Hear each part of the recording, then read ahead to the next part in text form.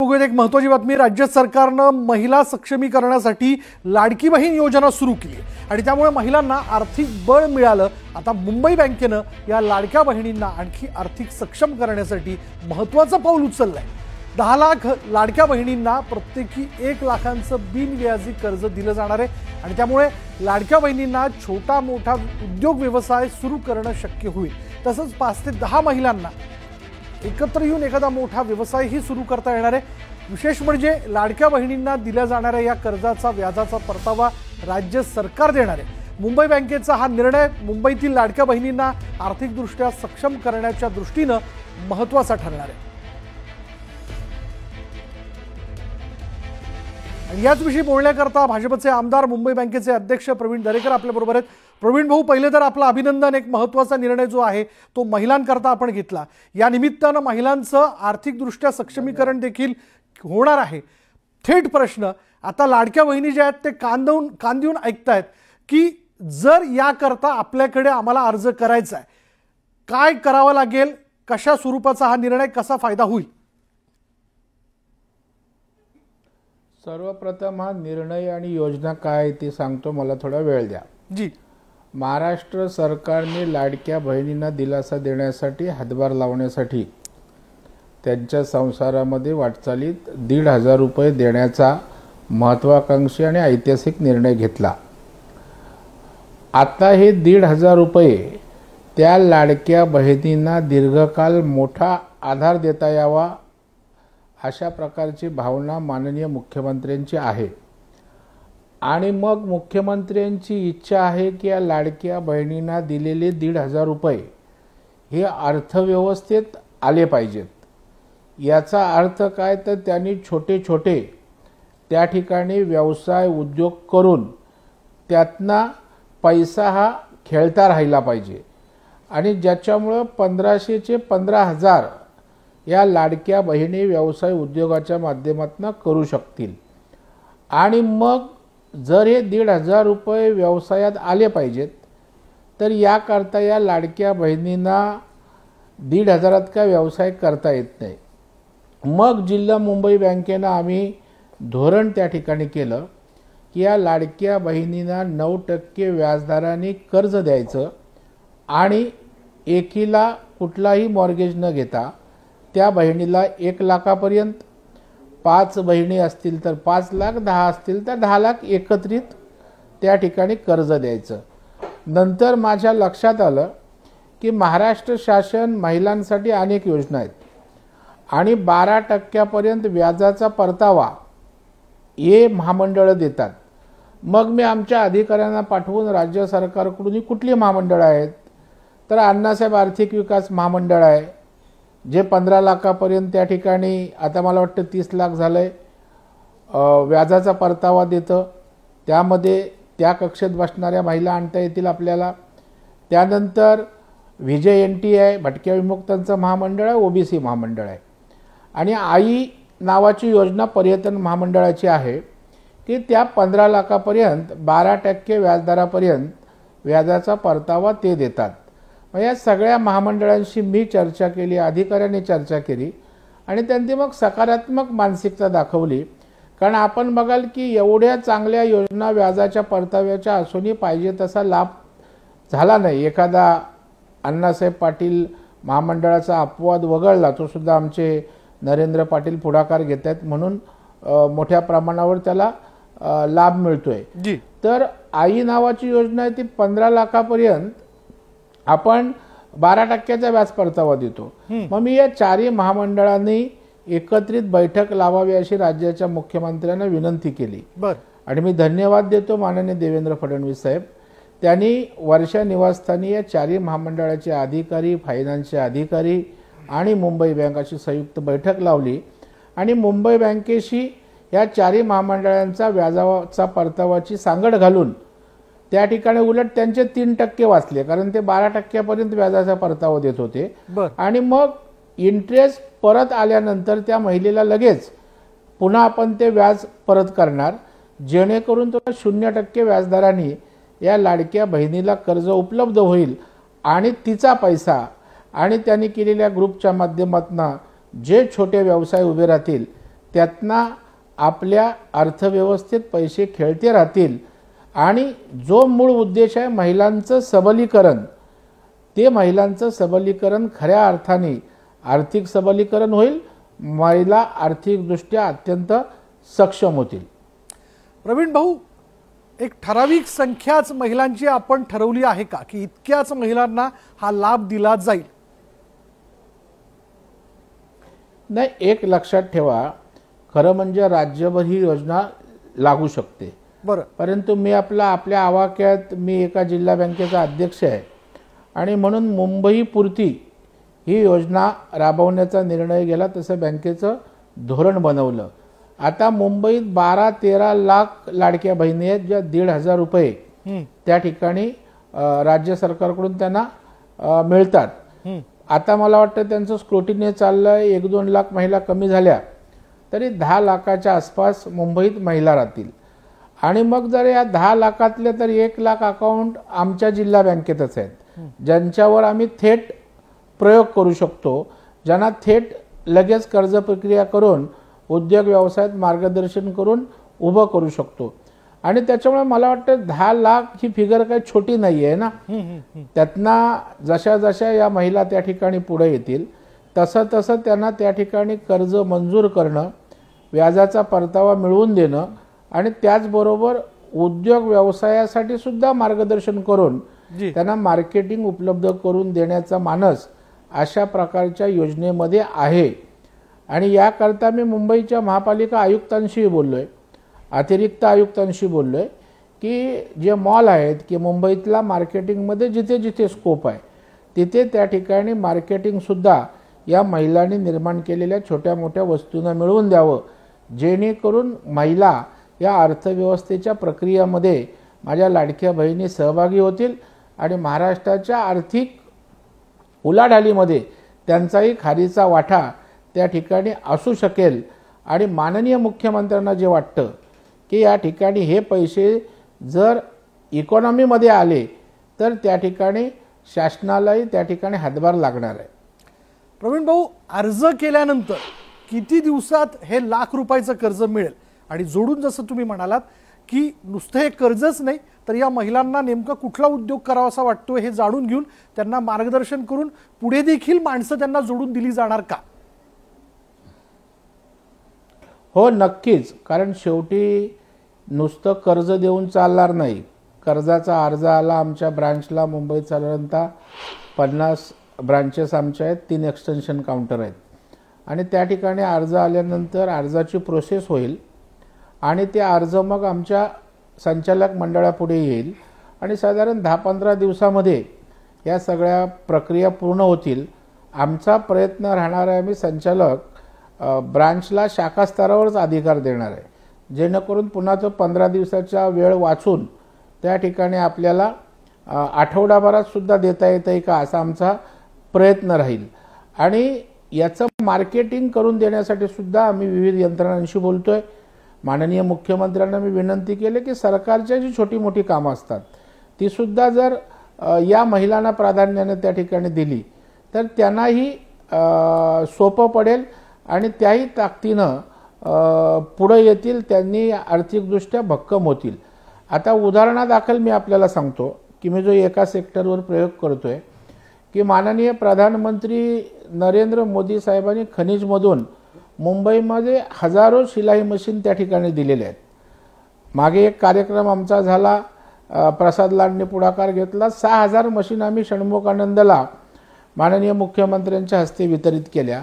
आता या 6000 मशीन आम्ही त्यांना दिलेल्या आहेत, परंतु त्या ट्रेन आहेत का ज्यांना दिल्यात, त्या नसतील तर त्यांना ट्रेनिंग देणं आणि जर ट्रेन झाल्या तर त्यांना सुई, दोरा, कातर, कापड यासाठी समजा उद्या 25,000 लागले, 50,000 लागले तर ते उपलब्ध होतील आणि त्या व्यवसाय करतील. त्यांना शिलाई मशीन एका योजनेत आणले पण ते व्यवसाय काय करणार, पुढे काय? त्याच्यामुळे मला वाटतं त्यांनी व्यवसाय करून त्यांचा पैसा अर्थव्यवस्थेत यावा आणि शासनालाही एक प्रकारची मदत होणार आहे. कारण सातत्यानं टीका होते, बर्डन येतं, हे असं करतंय शासन, तसं करतंय, तर पैशाची कमीच होणार नाही. उलट माझ्या या महिला भगिनी, लाडक्या बहिणी महाराष्ट्राच्या अर्थव्यवस्थेला आपल्या परीनं त्या ठिकाणी बळकटी देतील अशा प्रकारचं हे नियोजन त्या ठिकाणी आहे। आणि मला वाटतं मुख्यमंत्र्यांनी पुढाकार घेतलाय, सरकारचे खात्यांचे अधिकारी या साठी त्या ठिकाणी चांगले सकारात्मक आहेत आणि मला वाटतं ही योजना लवकरात लवकर त्या ठिकाणी आम्ही कार्यान्वित करू। तशा प्रकारचं शासन स्तरावर GR काढण्याचं सुद्धा काम आहे, कारण माननीय मुख्यमंत्र्यांनी त्या ठिकाणी वर्षाच्या बैठकीत अशा प्रकारचा निर्णय घेण्याचे स्पष्ट आदेशही त्या ठिकाणी दिलेले आहेत। म्हणजे हा जो निर्णय आहे हा केवळ मुंबई बँकेपुरता मर्यादित न राहता हा राज्यभरातल्या सगळ्या बँकांना लागू होईल का? नाही, नक्कीच या प्रसंगी राज्य सहकारी बँकेचे अध्यक्ष प्रशासकीय मंडळाचे अनास्कर होते। त्याचबरोबर मुख्यमंत्र्यांनी हेही सांगितलं की पहिलं आपण एक सक्सेस मॉडेल त्या ठिकाणी तयार करा आणि आम्ही जसं सेल्फ डेव्हलपमेंटचं सक्सेस मॉडेल केलं की आपण सगळ्यांना पुरं पडू शकत नाही, परंतु कुणीतरी ठिकाणी पुढाकार घ्यावा लागतो। आज आम्ही सेल्फ डेव्हलपमेंट केलं, ठाणे जिल्हा मध्यवर्ती बँकेनं हाऊसिंग सेल्फ डेव्हलपमेंटला पैसे द्यायला सुरुवात केली।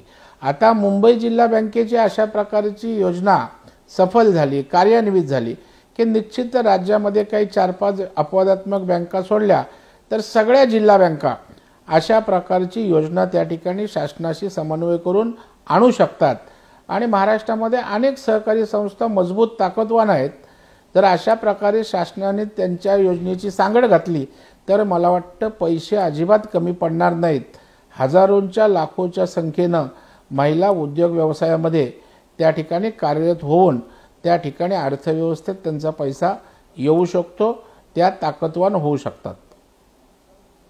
या योजनेचा लाभ घेण्यासाठी म्हणजे बिनव्याजी हे 1 लाख रुपये मिळवण्याकरता महिलांनी अर्ज नेमका कसा करावा? म्हणजे साधे साधे प्रश्न आता क्षणाला लाडक्या बहिणींच्या मनात असतील।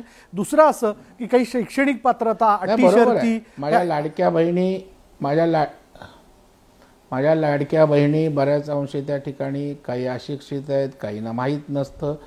त्याच्यामुळे आमच्या शाखा स्तरावर त्या ठिकाणी आमच्या शाखा व्यवस्थापकडे गेल्यानंतर त्या ठिकाणी तो पूर्णपणे या संदर्भातली तपशीलवार माहिती देईल।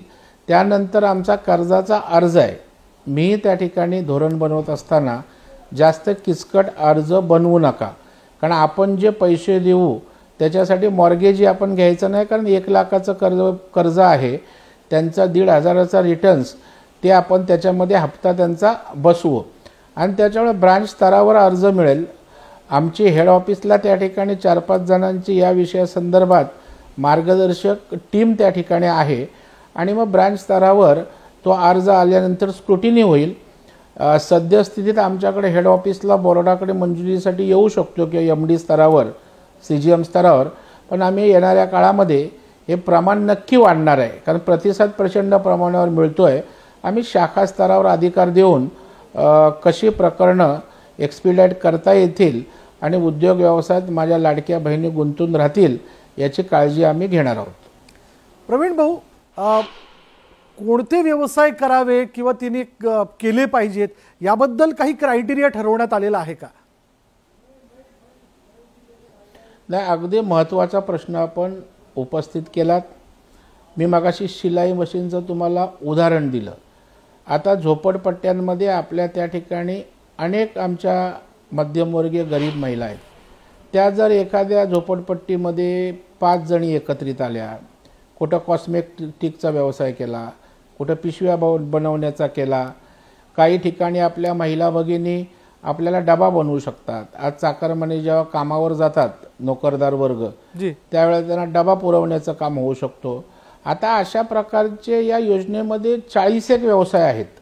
MTDC कुठल्या व्यवसायाला कर्जाचा परतावा देते, हे 3 महामंडळे कशा पद्धतीनं देतात आणि या व्यवसायामध्ये या महिलांना त्या ठिकाणी बसवून त्या साच्यामध्ये त्या ठिकाणी कर्ज त्यांना आम्ही देणार आहोत आणि व्यवसायाला त्या ठिकाणी प्रवृत्त करणार आहोत। अनेक छोटे मोठे व्यवसाय यातनं होणार आहे काय की एक माणूस मोठा होण्यापेक्षा उद्या आम्ही एखाद्या साखर कारखान्याला कर्ज देतो 50-100 कोटीचं, मोठी रिस्क असते। आम्ही इकडे हजारो महिलांना त्या ठिकाणी 1-1 लाख देणार आहोत, रिस्कही नसते। त्याचबरोबर अनेक महिलांच्या हाताला काम मिळेल, महिला आर्थिकदृष्ट्या सबळ होतील आणि त्याच्यामुळे मोदी साहेबांचा जो उद्देश आहे की गरिबाचं कल्याण, शेवटच्या माझ्या भगिनीला त्या ठिकाणी आपण सक्षम करण्यासाठी, सबळ करण्यासाठी सरकार पाठीशी आहे, ते माननीय देवेंद्रजींच्या नेतृत्वाखाली या ठिकाणी अशा प्रकारच्या योजनेच्या माध्यमातून करण्याचा आमचा अत्यंत प्रामाणिक प्रयत्न आहे. प्रवीण भाऊ, बचत गटातील महिलांना देखील म्हणजे किंवा बचत गटांना याचा कशा पद्धतीने फायदा होईल, त्यांनी ह्या योजनेमुळे त्यांना बूस्ट मिळणार आहे का? नाही, एक लक्षात ठेवा, याच्यामध्ये मी अत्यंत, आपण वेळ देत आहे, मी आभार मानतो आपला. हा विषय आज लाखो महिलांपर्यंत पोहोचणार आहे आणि फार महत्त्वाचा आहे. आता महिला बचत गट हा वेगळा विषय आहे जी, महिला सहकारी संस्था, सेवा संस्था हा वेगळा विषय आहे जी, आणि या ठिकाणी लाडक्या बहिणींना 1500 रुपये मिळतात हा तिसरा घटक आहे. आता महिला बचत गटात या 1500 मिळणाऱ्या महिला असू शकतात, सेवा सहकारी संस्था महिलांच्या आहेत त्याच्यात असू शकतात, बरोबर. महिला मंडळ जी महापालिकेत वेगवेगळ्या प्रकारची काम करतात त्याच्यात 1500 शासनाचे मिळणाऱ्या महिला असतील. आमचा क्रायटेरिया ज्या महिलांना 1500 रुपये मिळतात, कारण आपला उद्देश काय, महिलाचं सबलीकरण, सक्षमीकरण, त्याच्यासाठी आपण 1500 रुपये दिलेले आहेत. आपण केवळ 1500 दिलेत आणि महिलांना सहानुभूतीवर जगायचं नाहीये, महिलांना स्वतःच्या पायावर उभं राहायचं आहे, बरोबर. आणि मग अशा वेळेला आमच्यासारख्याने पुढे येण्याची आवश्यकता आहे. सरकारनं पाठबळ सरकार देत आहे आणि मला वाटतं यातनं आम्ही निश्चितच काही सक्सेस मॉडेल उभी करू, यावर आमचा पूर्ण विश्वास आहे. यामध्ये मी कर्ज घेतलं, यानंतर त्या कर्जाचे हप्ते तर त्या महिलेला द्यायचे आहेत, त्याचा आकृतीबंध नेमका कसा असणार आहे, म्हणजे याविषयी देखील सगळं ऑन पेपर ठरवण्यात आलेलं आहे का? नाही, 100% एखादी जेव्हा पॉलिसी आपण बनवतो त्यावेळेला फिजिबिलिटी रिपोर्ट, त्या ठिकाणी कर्जाचा परतफेड कशी होणार, या सगळ्या गोष्टींचा विचार करूनच आम्ही धोरण बनवत असतो. आता 1500 रुपयामध्येच त्या महिला भगिनींचे हप्ते येऊ शकतात, कारण ही कर्ज आहेत ती 10,000ची असणार आहे, 25,000ची असणार आहेत, 50,000ची असणार आहेत, 1 लाखाची असणार आहेत. आणि मला वाटतं आम्ही ते 1500च्या आतच हप्ते बसतील, 1000, 1100, 1200 अशा प्रकारची ती योजना आहे. त्यांना वेगळे पैसे घेऊन हप्त्याची परतफेड करायला नको, अशा प्रकारची व्यूहरचना केली की शासनाच्या मिळणाऱ्या 1500मध्येच त्यांना आम्हाला उभं करायचं आहे. काय कागदपत्र मी सोबत आणायची आहेत? तुमच्या ज्या ज्या वेगवेगळ्या शाखा आहेत मुंबई जिल्ह्यामध्ये, तिथे जात असताना चला माझं हे काम होणार आहे या आत्मविश्वासाने ती लाडकी बहीण घरातनं निघते, पण अशा वेळी काय कागदपत्र तिने सोबत ठेवली पाहिजे जर ती योजनेच्या अटी शर्तींमध्ये चौकटीत बसते तर? याच्यामध्ये ज्या महिला भगिनींची अकाउंट आमच्याकडे आहेत, ज्याचं मॅपिंग झालंय, म्हणजे आमच्याकडे साधारण 70-80 हजार अकाउंट्स आहेत ज्या अकाउंटमध्ये 1500 रुपये येतात. तर आमच्याकडे ज्यांची अकाउंट आहेत त्यांच्यावर आम्ही पहिला प्रयोग करतोय, त्यांना आम्ही योजना लागू करतोय. त्याच्यामुळे ज्या बहिणींची लाडक्या अकाउंट आमच्याकडे नसतील त्यांनी पहिली अकाउंट्स त्या ठिकाणी आमच्याकडे आणावी लागतील, म्हणजे थेट आमचा त्यांच्याशी व्यवहार होईल. जर त्यांची अकाउंट्स त्या ठिकाणी दुसऱ्या बँकांकडे असतील तर त्या ठिकाणी एस्क्रो अकाउंटमधनं त्यांनी त्यांच्या त्या 1500मधून त्या ठिकाणी परतफेड करायची असते. त्याच्यामुळे सर्वप्रथम जे मुंबई जिल्हा बँकेमध्ये अकाउंट्स आहेत ते या योजनेचा लाभ घ्यायला त्यांना प्राधान्यक्रम असेल. इतर बँकांमध्ये जे अकाउंट्स आहेत त्यांनी तात्काळ शिफ्टिंग करावी, मुंबई जिल्हा मध्यवर्ती बँकेत असावीत. त्यामुळं नंतर त्यांना काहीच लागणार आहे, कुठल्याही प्रकारचं मॉर्गेज नाही, साधा अर्ज भरायचा, फोटो लावायचा आणि त्या ठिकाणी त्यांना कर्ज मंजुरीचं पत्र मिळेल. एकच अट, त्यांचं अकाउंट मॅपिंग केलेलं, जे अकाउंट 1500 रुपये अकाउंटमध्ये येतात ते आमच्याकडे असलं पाहिजे, नसेल तर इस्क्रो अकाउंटमधनं देण्याचं त्यांनी ॲफिडेव्हिट द्यावं. धन्यवाद प्रवीण दरेकरजी, आपल्या सगळ्या लाडक्या बहिणींना या योजनेबद्दल माहिती देण्याकरता आपण बराच वेळ दिला. पण हे मॉडेल जे आहे ते इतर देखील बँका खरं तर आपल्याकडे लागू करून लाडक्या बहिणींकरता राबवू शकता आणि या निमित्ताने महिलांना आर्थिकदृष्ट्या सक्षम करण्याकरता म्हणून एक पाऊल पुढे टाकल्या जाईल हे निश्चित आहे. यानंतर इथे वेळ झाली का